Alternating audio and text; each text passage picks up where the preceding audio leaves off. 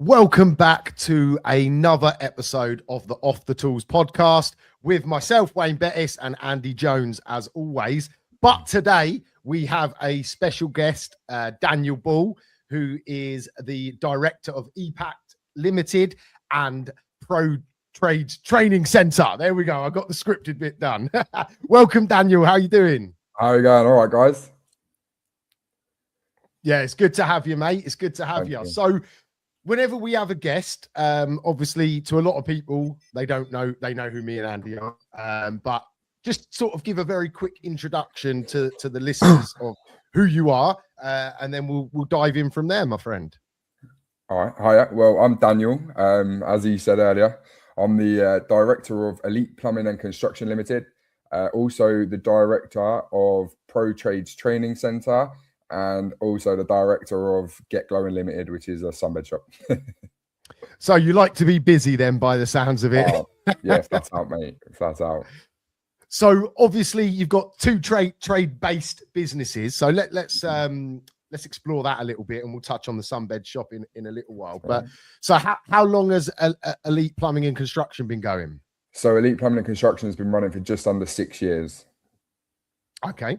Cool. And by the name, then you do like building work as well as plumbing. Is that right?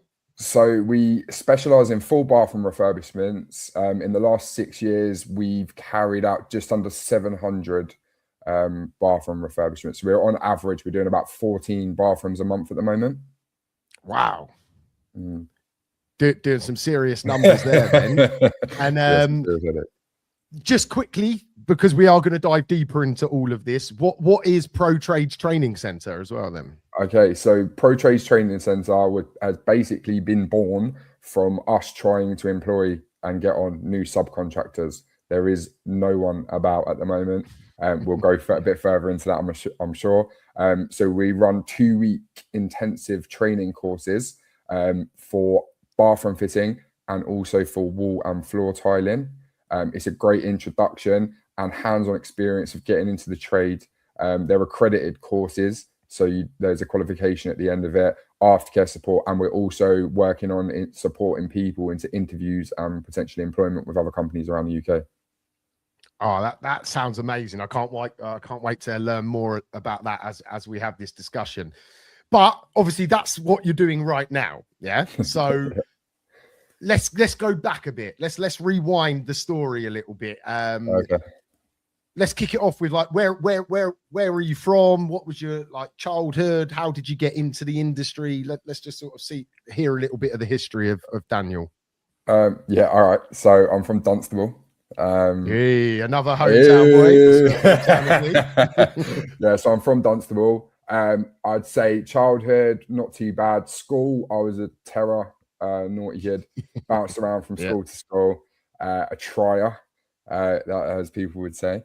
I sort of went in, I didn't really plan to ever get into a trade, to be honest. I just know I needed one. So I jumped on plumbing. I did a part-time plumbing course in the evening while I worked in the day. I think I was about 19, 20. Blagged my way into the plumbing industry. No one really gives you a chance. So I ended up working in London a lot. That's intense, and that's you've got to be like willing to go through some serious pain to make it through there. Like went through all the bullying and harassment that an apprentice used to go through, but stuck it out because you know what's coming, and eventually you're actually going to be the person who actually benefits the most from it. So yeah, I used to work in the West End exclusively by the end of it. So in some of the private members clubs like Annabelle's and Sexy Fish. I was part of the renovation team for that. The Ivy, just to name a few, like it was mostly all exclusive members clubs. COVID hit. Obviously, everything went south, especially the hospitality industry. So I jumped onto a building site in Houghton Regis. There was Thornton. I joined a company down there. I quickly rose up through the ranks, become a plumbing supervisor. One day, one of my mates, he said to me, I ain't going to name him, but he said to me, Dan, why are we not doing our own thing? And I was like, do you know what? You've got a good point. Why aren't we doing our own thing? So I was a bit nervous, like I wanted someone to hold my hand. So I did. I started with a friend. That wasn't a great idea. So we started, we got our first little plumbing call out job, and he was like, "Can you do bathrooms?" This guy, it's like, "Yeah, of course." Went in, wildly underpriced myself, like wildly. I took a lot. At that point, didn't even know you needed to silicone the corner of showers. That's that's how bad just winging it. B&Q job, just rolled through and done that, and then really took that. Obviously, they were happy by the end of it after an arduous amount of work, and took that, posted it up on Facebook, went onto my builder, and then slowly it went from. I actually started with a Toyota RAV4. It was a 54 plate blue Toyota RAV4. It had white wheels. It used to have many nicknames from my friends. I used to have B&M boxes in the back, so I got all my plastic B&M boxes and I put them in. I took the seats out the back of it and put my B&M boxes in the back, arranged all my materials, and I used to run around doing quotes and learning, and had all subcontractors at first. So, and they were all ripping me off. I didn't realize at the time, but they were. And then we just went from there, and it went for one bathroom a week, and then what happened, just backtracking, is the guy who I originally started Elite with, after a week or so I've been working hard, smashing through, created the website, a very basic one on GoDaddy, and like basic stuff. Yeah. And but now we've got like a calendar full of work, and I've pulled a sickie from work at the time, and I'm like, and then he's basically got scared and gone like, I need to pull out, like I'm going back to work. I'm like, what? I've got this month's full of work. I'm now fully on my own, and I'm like, do I just say sorry, guys, or do I crack what I cracked on? And that was it. And then within 4 months, I generated over 100,000 turnover. And wow. I thought, yeah, I know. And I'm still in the Toyota RAV4. So I borrowed $6,000 off my mum. My mum got me a loan for $6,000, and I bought my first van, and I got that sign written. And then, that lasted a good few years. And then before you know it, it's a scary time when you're going to employ someone. So I took someone on, my first person. And it was quite scary. But now I've got a responsibility. I have to give this person work every week. Yeah. So it intensifies. And then we made a partnership with Wix. So then we joined Wix, and we've done over nearly just under 400 installations for Wix now. Wow. Yeah. So and then went from doing one bathroom a week solidly, week in, week out. And I didn't have no money at the time. So when I first started, I had nothing. I started with zero. So it was working 1 week. I had to get paid on the Friday. So an installation had to take 5 days to pay everyone else. And then it was that's how we were running for ages. And then it went from 1 installation a week to then doing 2 a week to then doing 3 1 week and 2 the next week. And then we went to kitchens for a year last year. Kitchens, staying away from, absolute headache, if I'm honest. And then, we've just I've just sunk back down, specialised in bathrooms, and that's how we've cracked with EPAC. Opened my sunbed shop off the back of EPAC. I wanted something that we didn't have to rely on people for, obviously, with what we were talking about earlier. So I wanted machines to take control of that. Yeah. And then, okay, cool. We can't employ people. So we're struggling to find contractors who want a reasonable wage and actually want to work for it. So I thought, you know what? I need to stop paying to train people, and let's start making people pay to be trained. Yeah. And that's right. And then that was the birth of the pro trades. Trades, a year ago, roughly. We started the building the courses.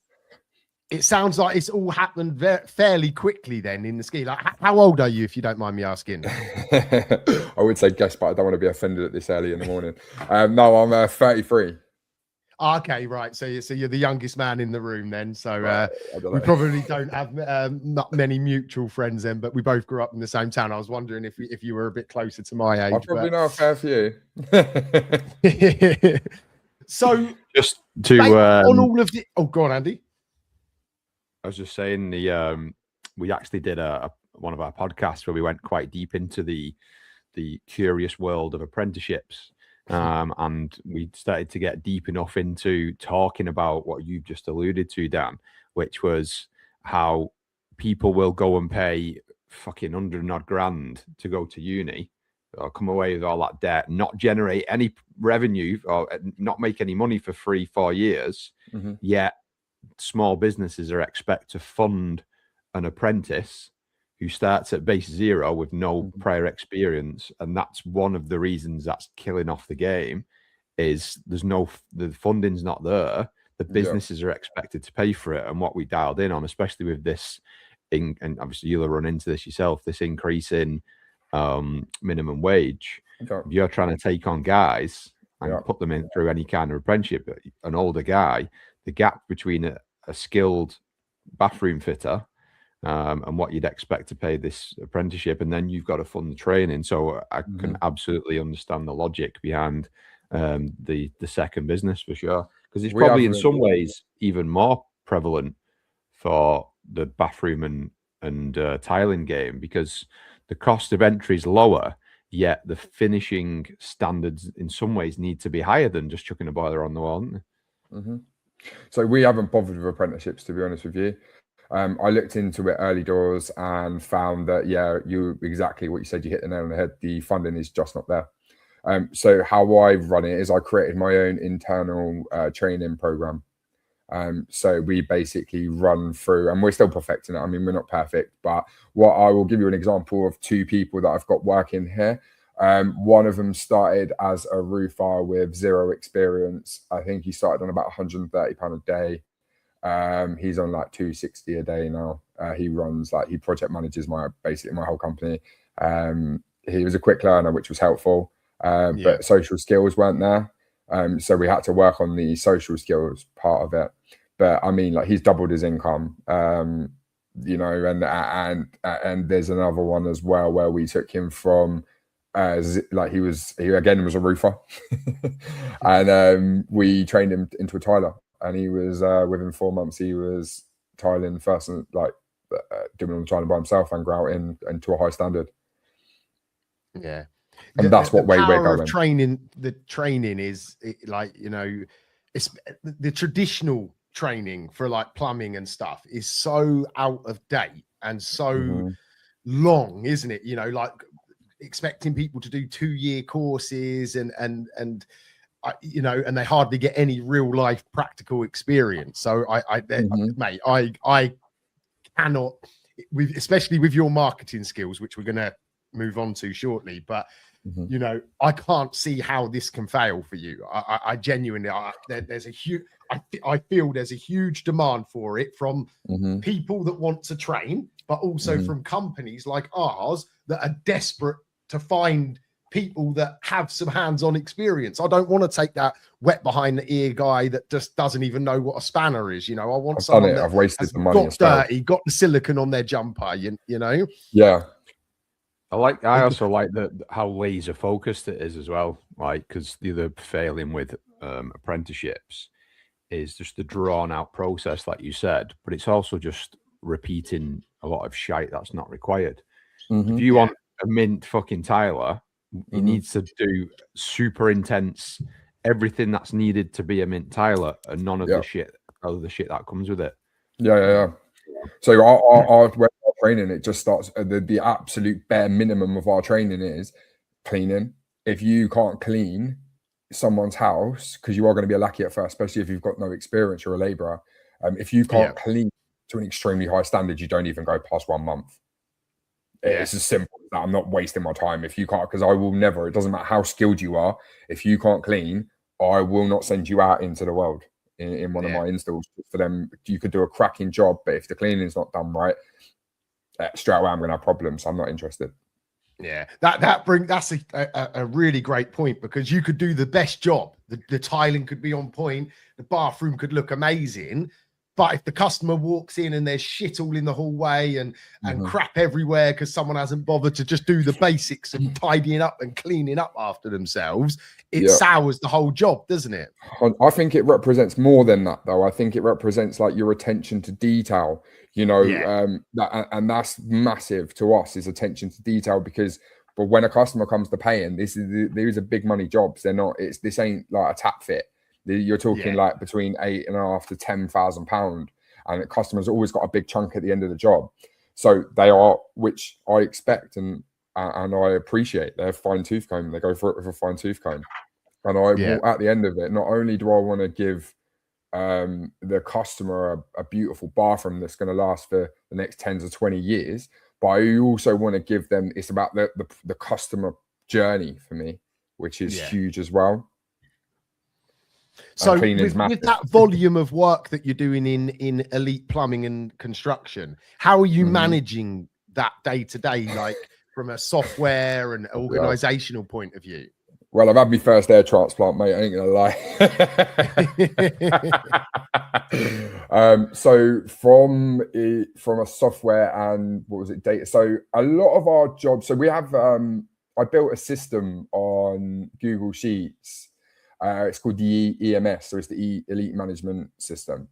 What it does is it tracks multiple things. You've got, firstly, how much is coming in, essential to know how much money you've got coming in, how much, so how much we're spending on labor, how much we're spending on materials. So you got the basics there, right? Then the profit margin between our personal jobs and our contractor jobs. Then you've also got, who spends the most money in our company? Who gets the most callbacks?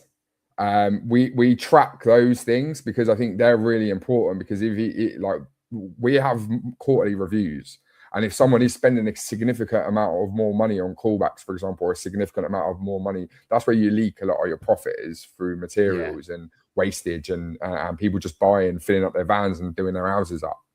So we have to keep an eye on what's going on there. That's one of the systems I use, is my system that I built. We use WhatsApp's a golden tool for us. I know it's quite a basic system, but it works. We have a few different WhatsApp groups. One's for general chit chat for the lads and scheduling, so where they're going.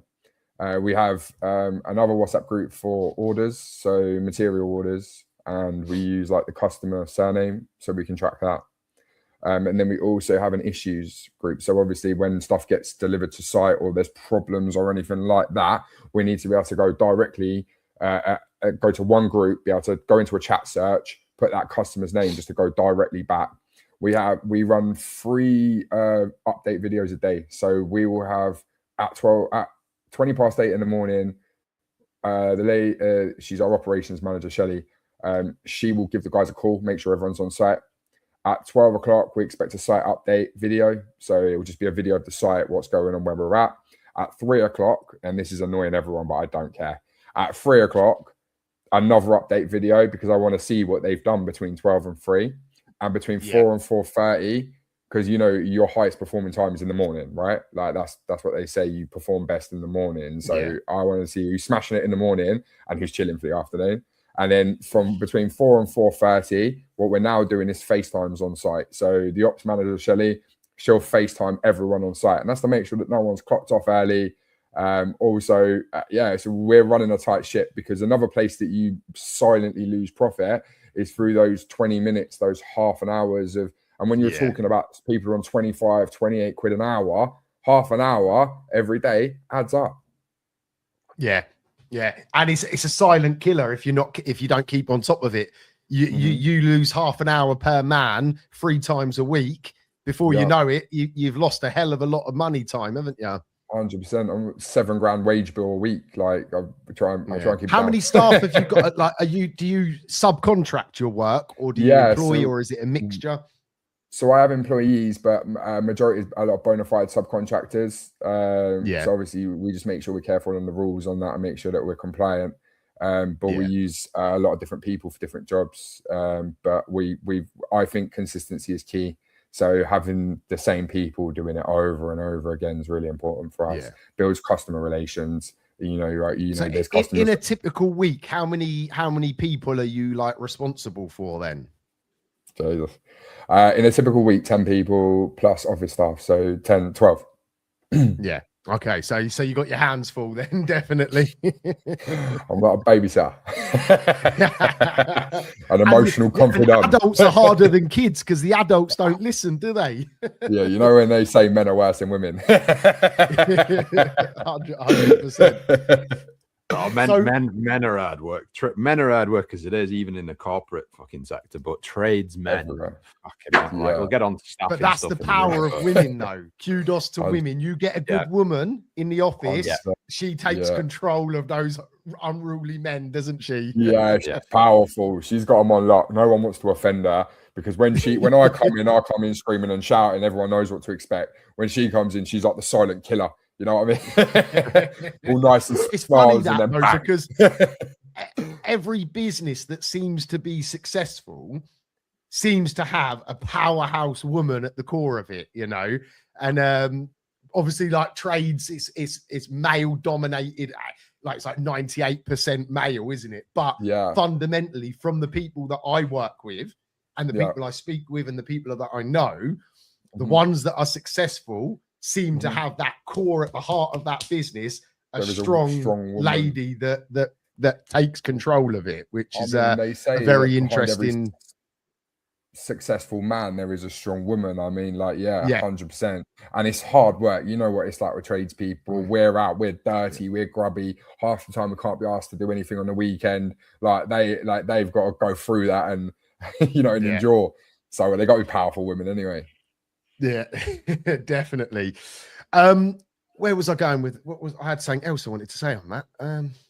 My mind's gone. Just while we're talking about that, just give us a little bit of a intro on this lead lady that you've got and how that came to be and the impact that obviously she had on the business, what trajectory or how the trajectory changed once she came on board. Okay, so when I met Shelley, so they say don't get your partner involved in your business, that's the thing. Yeah, well, I didn't listen to that, and I went for it. It's a demanding bloody business. Yeah, we need people on it. I need someone I can trust. I need someone close to me. So Shelley's my partner. She's been working with us for 2 years now. She's got a huge management background in corporations and stuff, which is perfect. So she knows processes, she knows HR stuff. So she's got a lot of that knowledge. Where originally it was me and my sister. So obviously my sister now mainly runs my sunbed shop. So she hasn't got a lot of time for my business anymore. But anyway, so from an operational point of view, I used to do everything, right? So I'd be the person who deals with orders. I'd be the person who deals with corporate clients. I'd be the person who's doing pinging it out to give all the information, and my sister would ping over the quotes, and that's how it kind of worked. Like, you'd never know that was what was actually going on in the background. But that was what was going on in the background. We've always maintained professionality as much as we could. Shelley's been a huge help. She's massive on the customer journey. Everyone loves her. She's always getting massive, good reviews. She's super organized. She's on top of our emails. And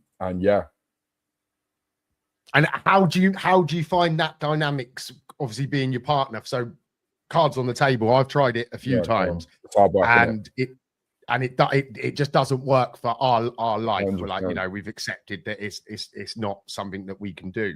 So how do you manage that? Do you have cut-off times, or do you say once you get home there's no business talk, or are you just so in love with everything that you're doing that it's just part of your life and it doesn't really affect you? So there's ups and there's downs, I suppose. So the up would be that, in my opinion, that my partner, she always has my best interests at heart, and she only wants the best for us. Secondly, I think family, the family culture inside a company, that's huge.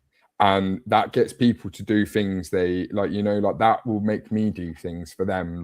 I would help them if they needed money. I would lend it to them. And if I was broke, I've got guys, if I'm broken down in Southend on a Saturday night at 10 o'clock, I can call someone and they'll come. You know what I mean? Yeah. And we go out for dinner together and we go on holiday together. I'm going to Benidorm tomorrow with one of my work friends. And last year we went Ibiza and Prague, and we do a lot of stuff together. So it's the whole family culture is huge. So that's one aspect that it ties in quite well, because you won't bend over backwards for anyone but your family, and you won't want to see anyone succeed as much as your family. So that's where that aspect comes in. I think, if I'm honest, it's trying on me and Shelley. I'm a Virgo. I'm a perfectionist. I'm all about detail, so all the little detail stuff. That's what I'm about, and not everyone thinks the same as me. And I've got to try and learn to, you know, like not put my standards on anyone else. We have. I won't lie to you, we have arguments about it, but ultimately, you need to be in it. Like the plans I have for the future, like if I'm in a relationship with someone, like we need to be moving together at the same speed. I was just gonna jump on the back of that. So I 100% agree with Wayne. Statistically, it doesn't work. I always tell the mentees not to do that because 99.9% of the time it doesn't work. However, when you're all in, like you are, then it's different. That's the curveball. What we've found, again, this isn't me ripping people apart, but statistically, a lot of the lads, when they bring the misses into it, it's a choice of convenience, not a true like business or personal growth decision either. Like what you've referenced then is, you know, moving forward together. You've both got the same end goals. It normally fails when it's, oh, well, you know, it lets her do the school run and, you know, it lets me get a bit of tax out. That's when it usually breaks down, because most of the time the missus doesn't fucking want to be there.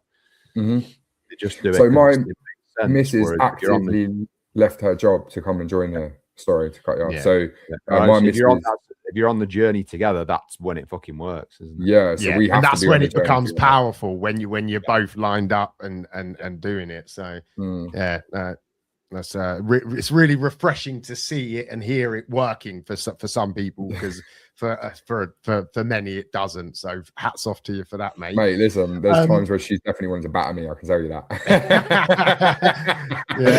That's part of the process as well, isn't it? Yeah 100%. Yeah. So let's move off of business just a little bit for a second.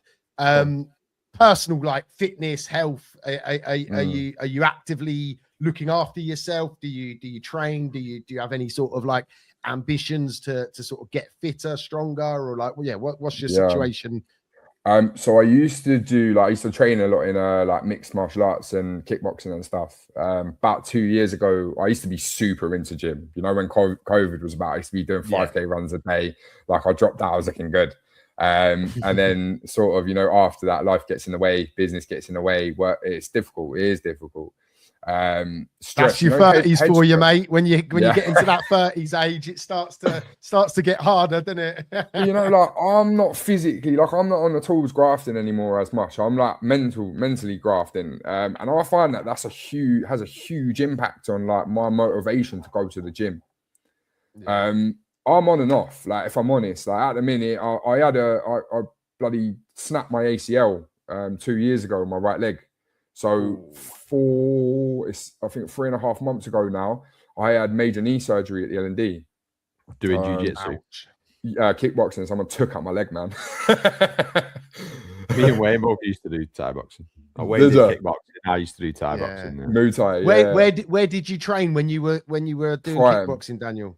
Prime, with Sammy. I went to school with Sammy, so he was in. We were in class together. Yeah, he's a good man. I like Sammy. Yeah. I think when you move, sorry to cut you both off. When you move from on the tools to off the tools, from business owner and for yourself running multiple businesses, the training side of things, it never happens naturally. When you're on the tools, you have a shut off time and you'll go and train, usually on the way home. When you move into this role that you're in now, there's an infinite amount of work to do, isn't there?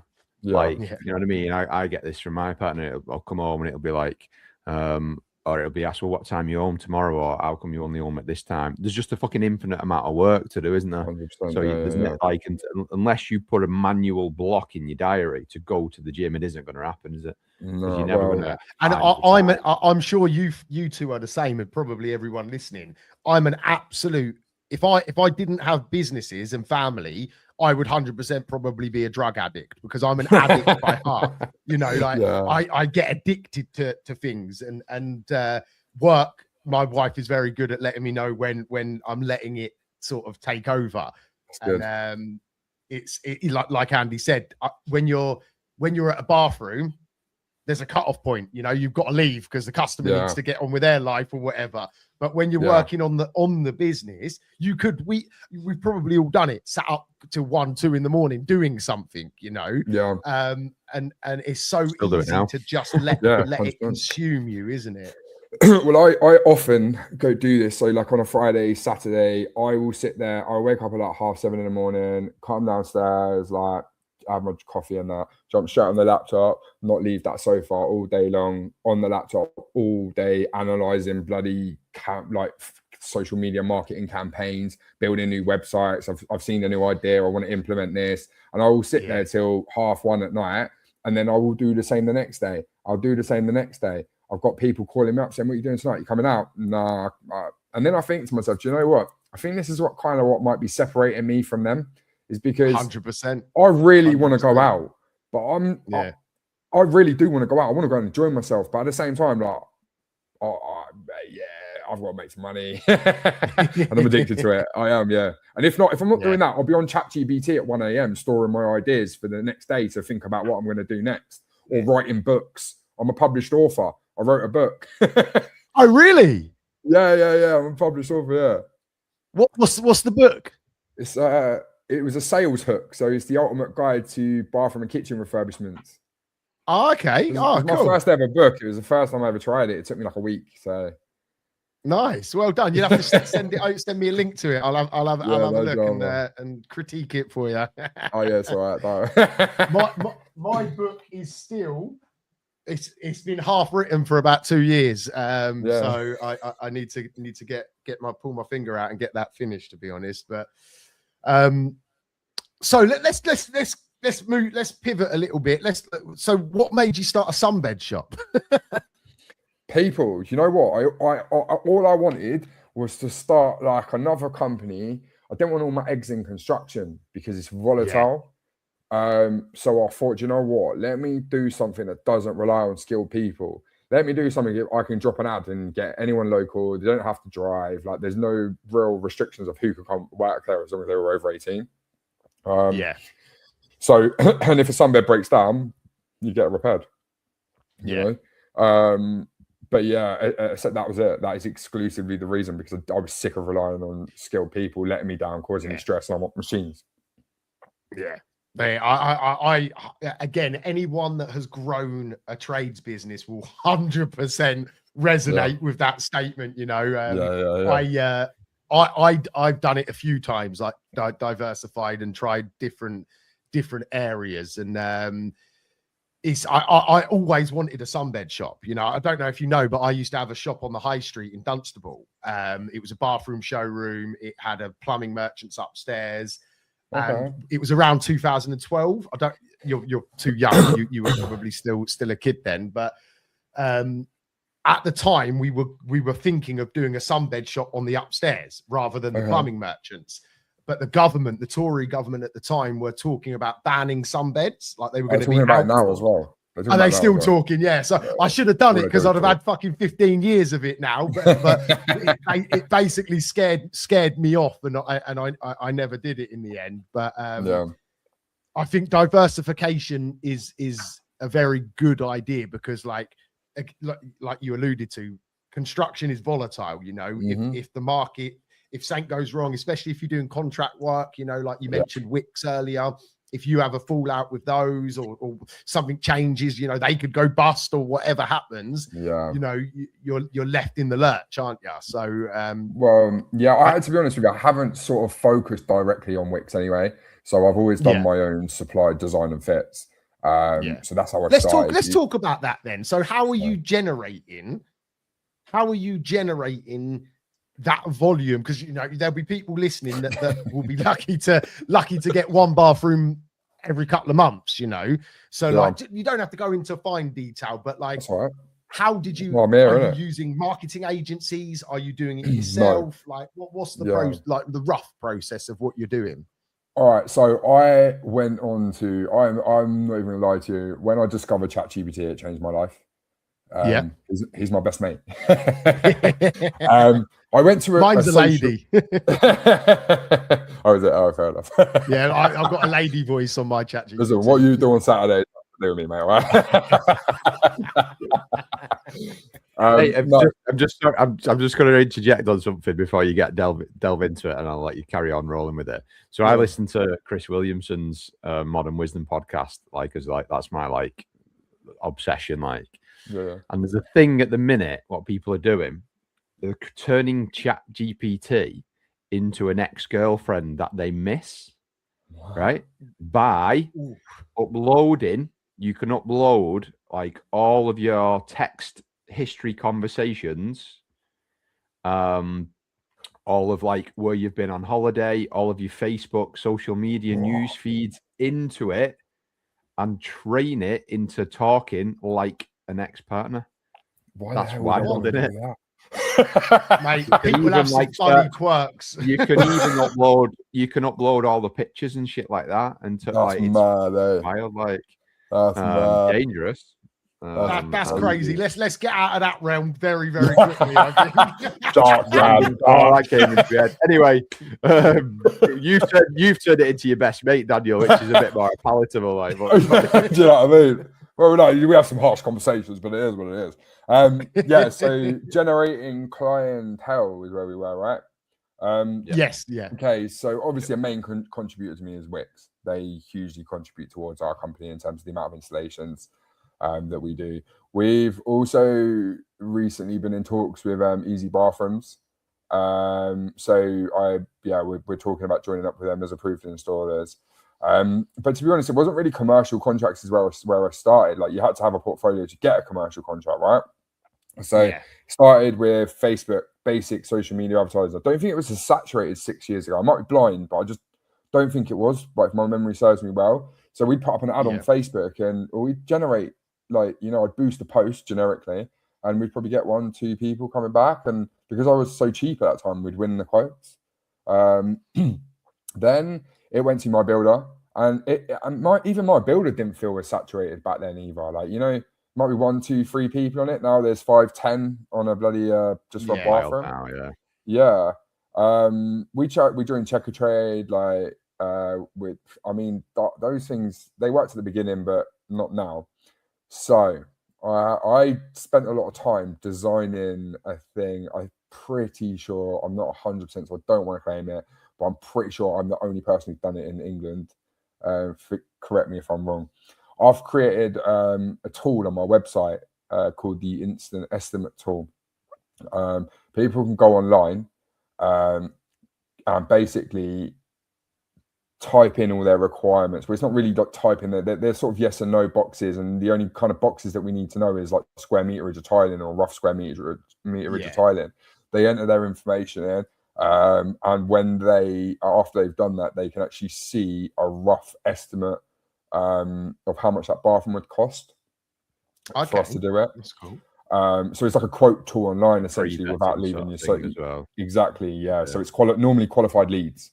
By the time you call them back, they've already got a rough price, and then when you hit them with okay, well, I've also got a 25% offer on as well. It's woo. We've generated. I was looking at this the other day. In 4 months, I've had on average 70 leads a month from it. We've generated over nearly 300,000 from that alone. Wowza! So so it's working. It worked from day one. And how are you getting people to that tool? Are you using Google ads, Facebook ads, that sort of thing? So I do. So what I run is sales funnels. So I learned how to create sales funnels and landing pages, and then how to run it. And I'm learning how to I'm still learning now, how to monitor the interactions and how much I'm spending on it and creatives. And the only issue that I can say that I've had with that, so my original ad for the estimate tool was me talking in my truck. And it worked really well for the first 2 months, and then the creative fatigues. So your actual video actually starts to die out. Now I'm testing different creatives to boost my campaign and then run on retargeting. So Meta is the answer. I go on Meta. I create. I go on Google. And are you self-taught on that? You and your mate ChatGPT. Yeah. Yeah, me and my bestie. Yeah. Yeah, no, it's brilliant to hear because, like, again, like we're tradesmen by heart. That's what we all three of us here and everyone listening to. Not many people that are in the trades industry have the luxury of being university educated and you know 100%. and maybe trained by elite people in certain spaces. Most of us are fucking self-taught, wing it until we know how to do it type people, aren't we? And I love hearing that there's more of us out there, you know, because sometimes you can sort of feel like you're the only crazy guy in the world, can't you? You know, but they're not. There's lots of us. Don't you worry about it, mate. There's lots of us that do the same and try to. For me, and I'm probably going to hazard to guess it's for most people. It comes from being let down all the time, you know, like in the early days, you pay companies to do the marketing and you do this and do that, and they all do it wrong and they don't know what they're on about. So it leads you down a path of just learning it, understanding it so that you can do it better, doesn't it? Yeah. So, I mean, I'm an ideas guy. Like I've said, like I'm a dreamer, as my mum would call me, you know, and I literally think of these things and I'm like, crazy. Like yesterday, just an example, need new creatives for my ads, right? So I've gone to a customer's house where my lads are working on site in the bathroom. We're upstairs creating videos, as you do. And then I just started doing the opposite of, like, you know, like a sales video where everyone's sort of like going, well, have a look at my new bathroom and we're amazing and all this. And I'm like, I could lie to you and say that we haven't got 100 5-star reviews. And I could pretend, you know, like that I'm actually working now. And I'm like, you know, like, and I went through that and I tried to do like a double negative on it. And I'm like, I could say that I could pretend that I've got a tool online where you can get a quote, but don't bother because I don't want you to. And then like cut off. I'm editing at the minute, but I'm trying something different, you know? Yeah, that's that. Yeah, I love that. Yeah. I'm an ideas person. And again, the more people, the more competition there is, the more you have to stand out, lean on that creativity, don't you, to stand out, because doing the same as everyone else isn't enough anymore, is it? You know? Yeah, I agree. So what's the plans? What are you? If we could fast forward 5 years, where would you be? What would you be doing? How would your life and business look like? I'd say tonight, Pinky, we're going to take over the world. Love that. So 5 years time, like as we were talking about earlier, so I think for me, construction is obviously big and like that's my baby. Training is massive. Like training, like I spoke to a wise man once, and he said when there's a gold rush happening, I would rather be the one selling the shovels than looking for the gold. And when AI eventually does take over a lot of the sort of accountancy and administration tasks and sales tasks, there'll be a lot of people looking for work. And you need to get in now, to be honest. Like, look how much people are earning. Like, it's mental. Like, you know, like you feel bad charging people like what you charge them for the work, because it's like 5 years ago, I was paying a tiler £130 a day. Yeah. 5 years later, it's 200 plus. Yeah. There's other bloody caveats with it. yeah, you have to supply, you have to do the heavy lifting. They just want to fucking turn up and keep their hands clean, don't 100%. Yeah, and I leave at 4:30 and I want dinner on the table at 12. Do you know what I mean? It's amazing how quick things can change, you know. Like my first businesses were set up and running during the financial crisis in 2008 2009 time. I love it. That was very early, like I just started, so I'd never really sort of like as I was growing, it was in a very changing times. Then there was like stability until COVID. And then obviously since COVID, the world has changed so much, just from people, from technology. So it's been really interesting to see how quickly life can go from what it was to what it can be. So you got to try and extract the lessons from that, haven't you? Because one thing we know, that things will change again. You know, that's the nature of the world, isn't it? Evolution, 100%. Things change, things move on. And I think people like us are always going to be at the forefront of that. And we are going to look odd, and we are going to, like, I remember when I started off the tools back in 2017, you know, everyone just thought I was a dickhead, you know, basically. Like, who's this guy chatting shit about running a business? All I do is answer the phone. Still think that. You said it, mate. Lucky I'm loud. Honestly, luckily, mate, I'm a loud talker, and I could just talk over everyone, and I don't hear it. Fuck the haters. That's not fucking changed. Like, so obviously, I got involved last year. So obviously, we see a lot of the shit on social media and that, and like, we're talking thousands and thousands of people that me and Wayne will offer free guidance to, and they will leave it. Right. Still tightening their nose up to it. Like, I always remember, like, they feel like they don't need the help, they don't need the support. I might get us cancelled for this. I might get us cancelled for this. Right. Like, there was a got it, mate. the odd thing that Andrew Tate says is bang on the money, and obviously the other half of what he says is fucking wild. Like, but it was like, you can, like, people are inherently lazy or arrogant. Mostly it's lazy or arrogant. It's not a lack of ability to do it, because we're all proof of that. You know, not higher educated tradesmen doing well, but most people fit into the category of lazy or arrogant. And he's like, you can give someone a map, a road map to where they need to go, put it in the sat nav. You can give them a car, you can give them the keys, you can fill it up with fuel, give them a coffee, and go, off you pop.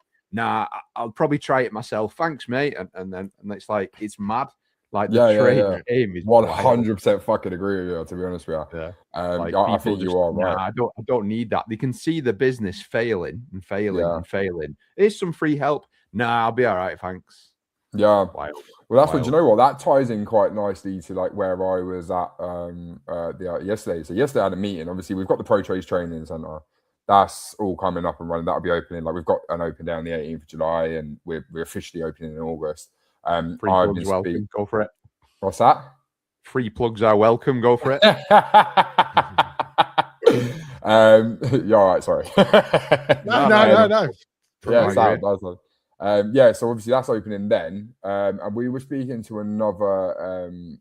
So that I stumbled upon a training centre in Leighton Buzzard, and it was a carpentry one, and really nice blokes, but exactly what you guys talk about. They are tradespeople trying to run a business instead of business people trying to run a trades business. And they've got all the skills, all the know-how and everything. And I'm talking to them yesterday. I sat down and had a meeting. Like, they obviously wanted to validate me. So we went and had a meeting yesterday, and we sat down, and I'm like, so what value do you, apart from you've already got the centre, what value do you bring? I'm like, well, we've got all this up here.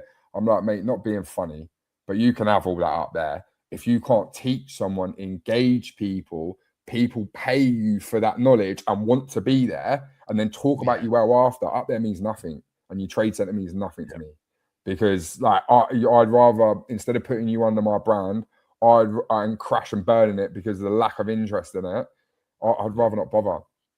Yeah. Yeah. And the big point there is that mindset of, you know, 99% of the trades industry have the mindset of a tradesman, don't they? You know, and that's why 99% of them will work until they're 70 or until their body gives up, you know. 55.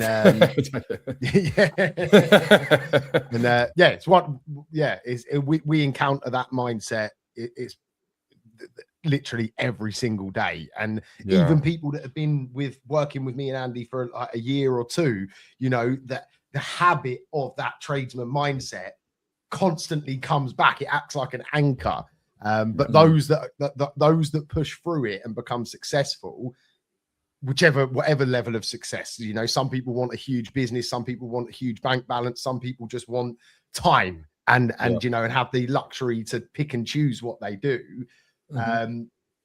Those are the ones that shift that mindset from tradesman to businessman or entrepreneur, you know, and actually start building something that can work without them, that can operate, through systems, processes, and delegation, and all of what a lot of people see as the boring stuff, selling is fun, isn't it? It's exciting, making that deal, getting that deal across the line, building out a boring system to track how many leads you've had and how many have converted or who needs to do what. No one likes to do that sort of stuff. And but that's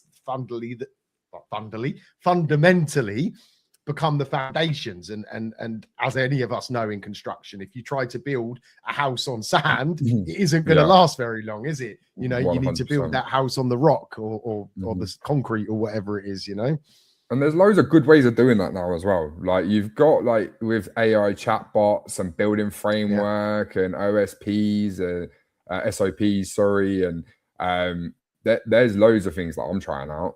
And loads of things that I'm on a rock with, because essentially you can, the whole training thing goes out of it. So if you train an AI chatbot on your system and it's readily available, and it's quite easy to get to, you've just got to put in the graph behind it. You could essentially be in your business without being in your business. Yeah. But again, it comes back to that mindset. Someone will sit there after today and be like, right, okay, I'm gonna take this seriously. And then the phone will ring because they're still answering the phone. They'll answer that phone. It's Mrs. Jones down the road who's got a leak, and they go back out. And then before they know it, another couple of weeks have passed and they still haven't got that idea that they writ down on their bit of paper, because they're still stuck doing what they've been done for the last 10, 15 years or whatever. And then, you blink and you're 40, you blink and you're 50 and it's too late, or it seems like it's too late. It's never too late, just so people know. Yeah. Wow, I've just had a huge storm cloud come over. It's just gone really dark. Just making my eyes adjust to. I've got a light on the front of my screen. As soon as you got me on your show. Around me. The ground started burning and everything.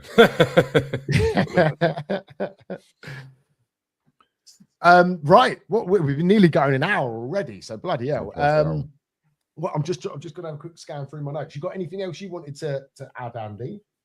Yeah, so you clearly have the entrepreneur gene, let's call it, fingers in a few pies. So is there anything else that's whirring around in that busy brain that you're thinking about implementing or trying?